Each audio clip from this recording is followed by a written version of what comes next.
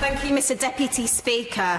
Through my work with the Youth Violence Commission, I have spoken with many young people whose friends have been stabbed, with the grieving families of victims and the traumatised friends of perpetrators.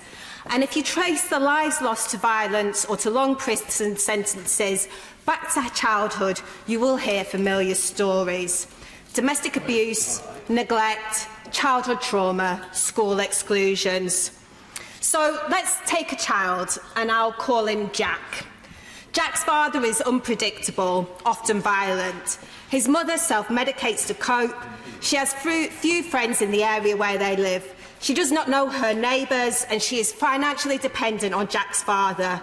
From an early age, Jack witnessed his mother being beaten and abused by his father. As a small child, he was withdrawn, anxious, and had trouble sleeping. When Jack started primary school, his teacher noticed that he struggled to concentrate most days. Sometimes he seemed utterly sleep-deprived. He was often late in the morning and had fallen behind with his schoolwork. Jack felt that he struggled to keep up with his classmates, and feeling anxious about this, he started to become more disruptive.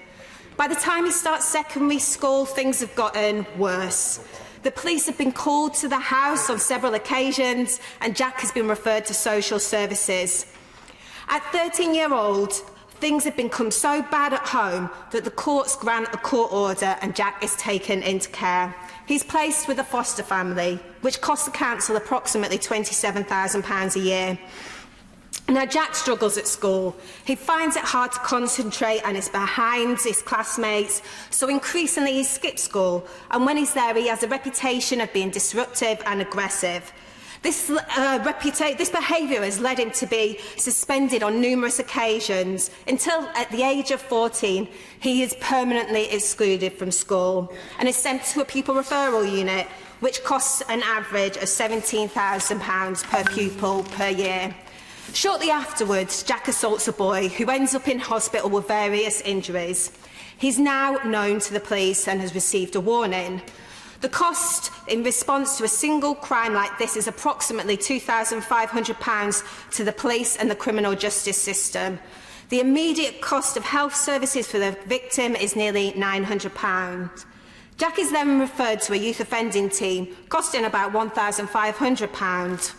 Now, for a while, things get better. After moving placements several times, he settles with a foster family, and for a year, Jack doesn't re-offend.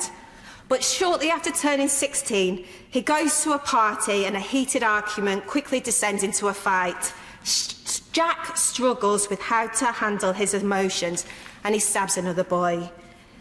He didn't expect this to be a fatal injury, but 2 days later, the victim dies in hospital from his injuries. Right now, at this point, we've lost 2 young lives. The devastating loss of these lives is not just felt by the family, it's felt by the whole community and across society too. The overall cost of the hospital are more than £2,000. The cost of services to the victim's family are about £6,000. After a trial by jury, which costs upwards of £150,000, Jack is sentenced to 15 years in prison. The average price per place per year in a young offenders institution is £76,000. The average cost of a single homicide to the police is more than £11,000, and to the criminal justice system it's more than £800,000. And then there are the further hidden costs of a homicide, the lost earnings of the victim and the perpetrator and of their families, the cost of the impact of the victim's family and friends' mental health, the cost of the fear of violence and the trauma on the wider community. In total, the Home Office estimates that one homicide costs society over £3 million. We have one boy dead, another boy in prison. By the time he is 18, Jack has cost the state nearly £4 million in interventions from the police, from social services, from youth offending teams, costs to the NHS, to the local council and the criminal justice system. Now, let's start the story differently. Let's add in some true early interventions. Imagine we have another child in similar circumstances. Let's call him John. When John's mother is pregnant with him, she attends a Sure Start centre in a local area. The family centre gives advice on family health, parenting, employment, training, and it's a good place for her to meet other expectant mothers. When John is born, she continues to attend regularly to see her friends and for advice on parenting and child health. On average, the programmes cost around £1,000 per year per child. Now, things at home are not easy. John regularly witnesses his father being physically abusive to his mother, and he is an anxious toddler as a result. While in the centre, one of the health visitors notices John's mother has signs of physical abuse and reports this to social services. The Children's Centre is aware and keeps an eye on her, and the group of John's friend's mother has made at the centre are supportive. John's mother, unfortunately, ended up in hospital, but the centre still supported her in leaving her partner. They refer her to a refuge, and the training and offer at the centre helps her to find a part-time job. The refuge place costs £52 a day, and the training costs £1,000. The Children's Centre is connected to a maintained nursery school, which John attends when he's old enough. At nursery, he develops his communication skills, and by the time he is 4, John is seen as school ready. He is more independent and has strong social skills for his age. As a result, he settles in quickly, he makes friends, and he can keep up with his peers throughout primary school. Generally, things for John and his mother are much more settled by the time he starts secondary school. His mother is working full-time, and after having to move several times between friends and temporary accommodation, they have now been living in the same place for a year.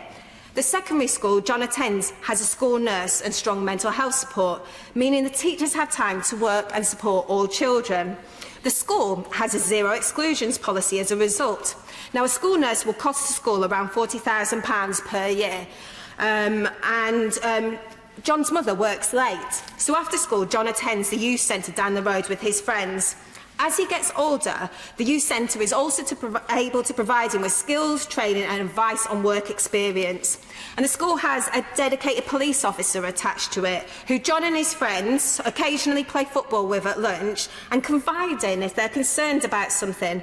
The partnership between the local police force and John's school has also been beneficial for the police. In building up trust with the pupils and their parents, they are also able to obtain information about vulnerable children at risk of being groomed by gangs. This partnership usually costs about £50,000 per year.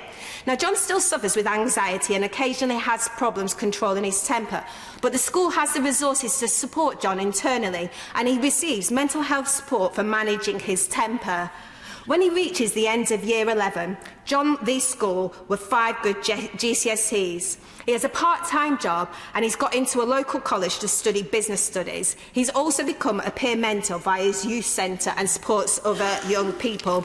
The cost of this early intervention is about £170,000 based on the crude estimates I've outlined in this story. The cost of failure for Jack is more than 20 times this amount. Not only will an early intervention approach save money, it also has the potential to save many lives. So we know early intervention is a key. A strategy focused on very early intervention and wraparound support would not only just reduce violence, but would also have wider benefits for society and to the economy. Research shows that adverse childhood experiences or traumatic incidents in childhood can have a lasting impact in adulthood. Compared with people who have no ACEs, those with 4 or more are 7 times more likely to have been involved in violence, 4 times more likely to have low levels of mental well-being, 11 times more likely to have been incarcerated. And as MPs, we need to be far more aware of this. And in an attempt to seek to raise a profile of this, I am writing to all MPs to ask them to complete a short online survey on how many ACEs they have, and I'm hoping that this will focus some minds. So in concluding my remarks, we have to stop just talking about early intervention, and we have to genuinely start resourcing and delivering early intervention. And this is what a true public health approach should be focused on, because every life is precious and our young people deserve the best start in life. Yeah. Ewan Berryman.